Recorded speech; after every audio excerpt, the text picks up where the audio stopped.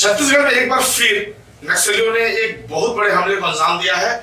सुकमा जिले के टेकलगुड़ा में नक्सलियों ने जो कैंप लगाया जा रहा था उसमें एक कैंप लगाने के दौरान जो सर्चिंग ऑपरेशन चल रहा था उसमें एक बड़ा हमला कर दिया। उस हमले में 14 जवान घायल हुए, 3 जवान शहीद हो गए हैं और कम से कम 6 जवानों की हालत काफी सीरियस है जिन्हें रायपुर ले आया गया है। और छत्तीसगढ़ सरकार शुरू से ही ये कहती रही है कि छत्तीसगढ़ में नक्सलियों के खिलाफ उनकी रणनीति एकदम स्पष्ट है और उन्हें डबल इंजन की सरकार को देखते हुए उन्होंने साफ तौर पर कह दिया है कि नक्सलियों के खिलाफ जो कार्रवाई है वो जारी रहेगी। और साथ ही डिप्टी सीएम जो गृह मंत्री हैं विजय शर्मा, उन्होंने खुलेआम बातचीत का भी एक प्रस्ताव दिया हुआ है जिसमें उन्होंने कहा है कि छत्तीसगढ़ में नक्सली चाहें तो उन्हें वीडियो कॉल करके बात भी कर सकते हैं। यानी दो तरफा रणनीति पर छत्तीसगढ़ सरकार काम कर रही है। और इस वक्त सबसे बड़ी खबर यह है कि जिस तरह के हालात लगातार बन रहे हैं उसमें नक्सलियों के खिलाफ जो आक्रामक रणनीति है वो तो है ही, पर एक सबसे जो बड़ी बात है यह है कि बस्तर में विधानसभा चुनाव के बाद एकाएक नक्सलियों ने बड़ी तेजी के साथ हमले किए हैं और कांकेर, नारायणपुर, दंतेवाड़ा, बीजापुर, सुकमा जिले में लगातार कई तरह के हमले हो रहे हैं और इन हमलों में लगातार शहादत भी हो रही है, मौतें भी हो रही हैं और मुठभेड़ों में माओवादियों की भी मौत हो रही है। माओवादी मारे जा रहे हैं और कई माओवादियों के शव जो है बरामद करके फोर्स लेके आई है। फोर्स का मनोबल काफी ऊंचा है। और पी सुंदरराज देखिए क्या कह रहे हैं टेकलगुड़ा हमले के बारे में। बस्तर संभाग के नक्सल प्रभावित इलाकों में नक्सलवादी अभियान तथा क्षेत्र में विकास कार्य को गति प्रदान करने के उद्देश्य से विगत दिनों में लगातार नवीन सुरक्षा कैंप स्थापित किए गए थे। उसी सिलसिला में आज जिला सुकमा एवं बीजापुर के सीमावर्ती टेकलगुड़ा में भी एक नवीन सुरक्षा कैंप स्थापना किए गए थे। उस कैंप के लिए डीआरजी, एसटीएफ, कोबरा, सीआरपीएफ सभी संयुक्त बल रवाना किए गए थे। कैंप स्थापना के पश्चात आउटर कॉर्डन में हमारा सुरक्षा बल द्वारा पेट्रोलिंग और गश्त की जा रहे थे। इस दौरान माओवादी द्वारा उन जवानों के ऊपर हमला किए गए थे।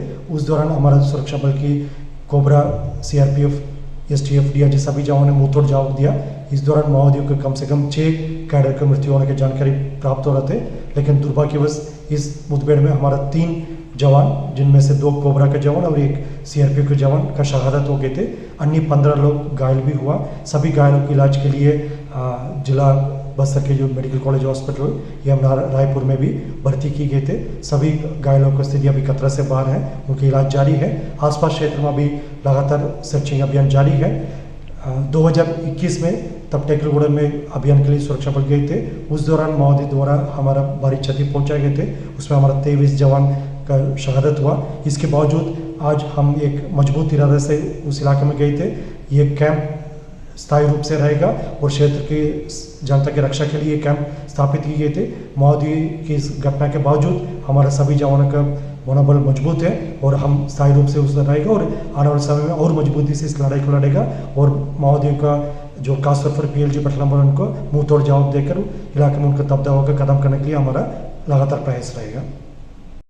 आपने देखा आईजी बस्तर पी सुंदरराज ने टेकलगुड़ा हमले की जिस तरह से जानकारी दी है, उस जानकारी में एक प्रकार से उन्होंने एकदम स्पष्ट कर दिया है कि पूरा मामला क्या है और किस तरह से ये हमले को अंजाम दिया गया है। और हम यह भी देखेंगे कि छत्तीसगढ़ के मुख्यमंत्री जब कल शाम को जब घायलों को रायपुर में रिफर करके लाया गया है, चौपर से लाया गया इलाज के लिए, वहाँ डिप्टी सीएम विजय शर्मा और मुख्यमंत्री विष्णुदेव साय दोनों उनसे मिलने के लिए गए और उनका हालचाल जाना, घटना के बारे में जानकारी ली और एक बड़े पैमाने पर एक कार्रवाई करने की तैयारी चल रही है। और ये जो टेकलगुड़ा है इसके बारे में ये साफ कर दें कि टेकलगुड़ा उस इलाके में आता है जो नक्सलियों के सुप्रीम कमांडर का कोर इलाका है। वो एक ऐसा इलाका है जहां पर नक्सलियों की एक मान कह सकते हैं। और अभी बस्तर में जिस तरह से लगातार फोर्स अपने ऑपरेशंस कर रही है और जिस तरह से कैंप लगाए जा रहे हैं, इसके बाद यह साफ है कि आने वाले समय में नक्सलियों के खिलाफ एक बड़ी लड़ाई आपको देखने को मिलेगी। और ये लड़ाई जमीन पर अलग अलग तरीके से अपना रंग भी दिखाएगी। और ये पहला मामला है जब सीआरपीएफ के किसी कैंप पर इस अभी हालिया समय में माओवादियों ने हमला किया हो और वो एम्बुश करके सफल हुए हों और हमले को अंजाम देने में कामयाब हो सके हों। इस बीच में अबुलवाड़ में एक सर्चिंग ऑपरेशन चल रहा है, वहां भी एक सुरंग जो है वो देखने को मिली है। उसको देख करके आप भी चौंक जाएंगे कि माओवादियों ने अपने कोर इलाके में किस तरह से सुरक्षा के प्रबंध किए हुए ताकि वो मुठभेड़ के दौरान गुरिल्ला लड़ाई में अपनी विजय हासिल करने के लिए, फोर्सेस को फंसाने के लिए, एम्बुश करने के लिए उन्होंने एक बड़ी सी सुरंग खोद के रखी हुई है। उस सुरंग को आप देखिए, ये सुरंग इस तरह से दिखता है।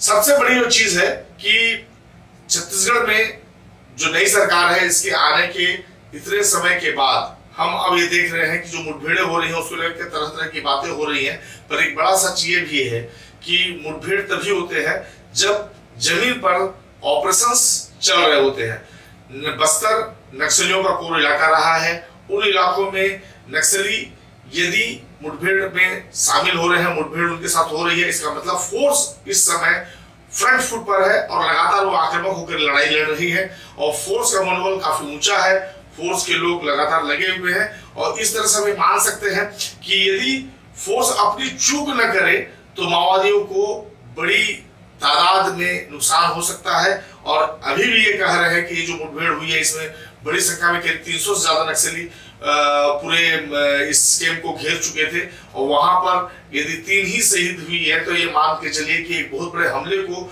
विफल किया है हमारे कोबरा के जवानों ने। बहुत बहुत धन्यवाद। CG इम्पैक्ट न्यूज आपको लगातार अपडेट देता रहेगा। धन्यवाद।